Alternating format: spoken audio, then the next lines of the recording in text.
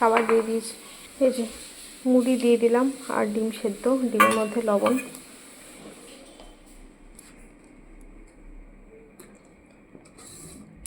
ও পুজো দিয়ে এলো, এখন এই যে খেতে বসবে। আজকে কুমড়োটা করলাম রান্না, ছোলা আলু বড়ি দিয়ে কুমড়োর তরকারি। ঠিক আছে, চালাও ফ্যান চালাও, গরম লাগলে এই ছাদ থেকে এলে দেখো। আর দেবো?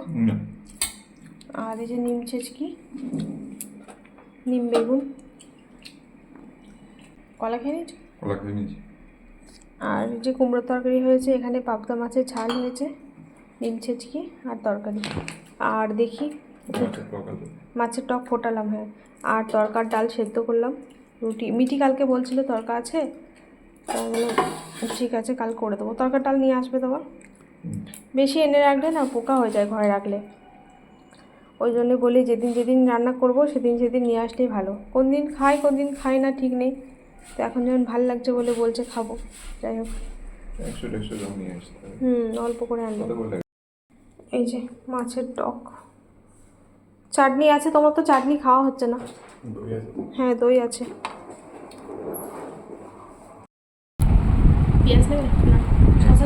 রাত্রে রুটির সাথে খাওয়ার জন্য তরকাটা এখনই সকালবেলাতেই করে রাখলাম, কারণ মিঠির স্কুল ছুটি রয়েছে, ও টিফিনে যদি রুটির সাথে তরকা দিয়ে খায়, তো ওই জন্য। আর এই যে দেখুন, আমার না ওই কুমড়োর তরকারি দিয়ে ভাত খেতে খুব একটা ভালো লাগে না, কারণ একটু মিষ্টি মিষ্টি হয়, তো ওই জন্য মিষ্টি মিষ্টি ধরনের তরকারিগুলো আমাদের বাড়িতে একটু, এমনিতেই সব রান্নায় মিষ্টি দেওয়া হয়, তারপর কুমড়োর তরকারিগুলো তো একটু বেশি আর কি মিষ্টি দেওয়া হয়, তো আমার ওই মিষ্টি ধরনের তরকারি ভাতের সাথে খেতে অতটা ভালো লাগে না।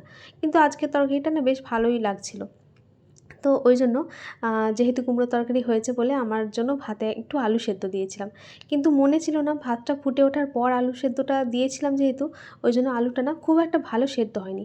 আর অনেক দিন ধরে আমার আলু দিয়ে একটুখানি নিম ছেচকি খেতে ইচ্ছে করছিল, আমার বাবার বাড়িতে আলু দিয়ে নিম ছেচকি করে, তো ভাবলাম যে এমনিতে তো হচ্ছিল না, অনেক দিন ধরে বানাবো বানাবো করছিলাম, কিন্তু নিজের জন্য আর হয়ে ওঠে না, করিনি, এমনি আলসেমা করেই বলতে পারেন। তো ভাবলাম যে আজকে আলুটা যখন সেদ্ধ হয়নি, তাহলে এই আলুটা দিয়ে একটুখানি ছোটো ছোটো করে কেটে এটা দিয়ে নিম চিটকি করে নিই, তেলের উপরে একটুখানি কালো জিরে, কালো জিরে না, গোটা জিরে ফোড়ন দিয়ে। আর ওই যে নিম পাতাগুলো না আগে ভেজে তুলে রাখলাম, আমার বাবার বাড়িতে কিন্তু আমার মা দিদা ওরা এইভাবেই নিম চিটকি করে।